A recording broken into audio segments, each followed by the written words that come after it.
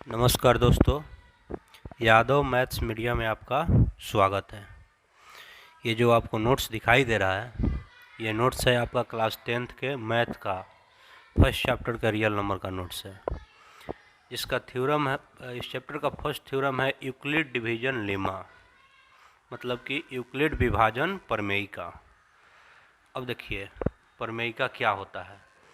दो धनात्मक पूर्णांक a और b जब गिवन रहे, दिया हुआ रहे, तो ऐसी अद्वितीय पूर्ण संख्याएं q और r उसमें विद्यमान हो कि a is equal to B Q plus R, जहाँ r क्या हो, greater than equal to 0 and less than b। मतलब तो आप नहीं समझे होंगे, देखिए मैं आपको समझाता हूँ। आपसे पूछा जाएगा एग्जाम में यूक्लिड विभाजन प्रमेय का किसे कहते हैं, तो उसका डेफिनेशन होगा, यदि a और b दो धनात्मक पूर्णांक संख्याएं हो तब a is equal to B Q plus R, जहाँ कंडीशन लिखेंगे r greater than equal to 0 और लेस देन b को क्या कहते हैं, यूक्लिड विभाजन प्रमेयिका कहते हैं। ठीक है, और इसका कंडीशन याद करना जरूरी है, जिसमें q और r क्या हो, एक यूनिक पूर्ण संख्या है। इसका इंग्लिश भी है कि if a and b are two given positive integers, then a is equal to bq plus r, where r is greater than equal to 0 and less than b is called Euclid division lemma। क्या लिखा गया है, Lima लिखा गया है। उसके बाद आपको पढ़ना है एल्गोरिथम। तो देखिए लीमा और एल्गोरिथम क्या है। लीमा और एल्गोरिथम दो अलग अलग चीज़ें हैं। लीमा क्या है, अगर ताला चाबी के रूप में अगर सोचा जाए समझने के लिए, तो समझिए कि लीमा एक चाबी है, ठीक है, और एल्गोरिथम क्या है, एक ताला है। और इस चाबी से क्या करेंगे, ताला को खोलेंगे। मतलब कि ये जो आपका लीमा है, लीमा से एल्गोरिथम बनता है। एल्गोरिथम स्टेप बाय स्टेप होता है, और लीमा क्या होता है, एक प्रकार का, इसको अगर माना जाए तो एक प्रकार का फॉर्मूला होता है। अब देखिए एल्गोरिथम किसे कहते हैं। एल्गोरिथम सुपरिभाषित चरणों की एक श्रृंखला होती है जो एक विशेष प्रकार की समस्या को हल करने की एक प्रक्रिया या विधि प्रदान करती है।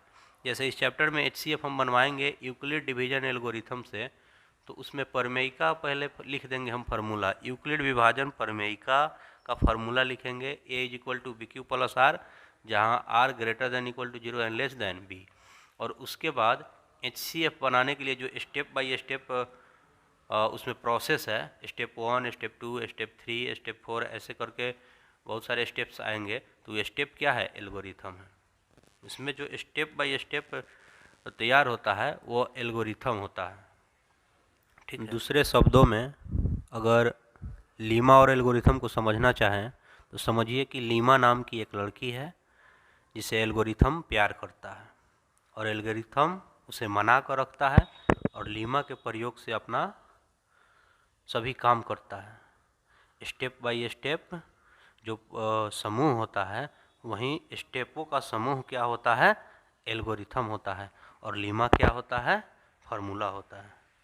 ठीक है, तो मैं उम्मीद करता हूँ कि आपको लीमा और एल्गोरिथम समझ में आ गया होगा, और इसको और अधिक समझने के लिए आगे का वीडियो देखिए। ये जो शब्द है एल्गोरिथम, इस एल्गोरिथम शब्द को एक फारसी गणितज्ञ अल ख्वारिज़मी के नाम से लिया गया है। किसके नाम से लिया गया है, अल ख्वारिज़मी। एल्गोरिथम शब्द किसके नाम से लिया गया है, अल ख्वारिज़मी नाम से लिया गया है। वास्तव में शब्द एलजबरा भी इन्हीं की लिखित पुस्तक हिसाब अल जबर व अल मुकाबला से लिया गया है।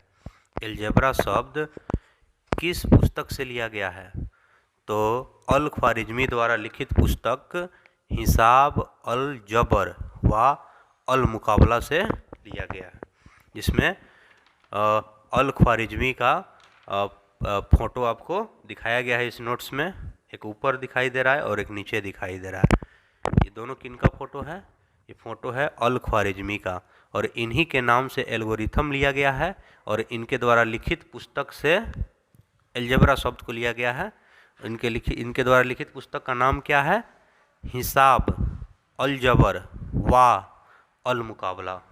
फिर से एक बार, इनके द्वारा लिखित पुस्तक का नाम है हिसाब, अलजबर व अल-मुकाबला। प्रमेयिका किसे कहते हैं उसका डेफिनेशन भी इसमें लिखा गया है। प्रमेयिका किसे कहते हैं? वैसा सिद्ध किया हुआ कथन जो अन्य कथन को सिद्ध करने में, जिसका उपयोग अन्य कथन को सिद्ध करने में होता है, उसे क्या कहते हैं? प्रमेयिका कहते हैं।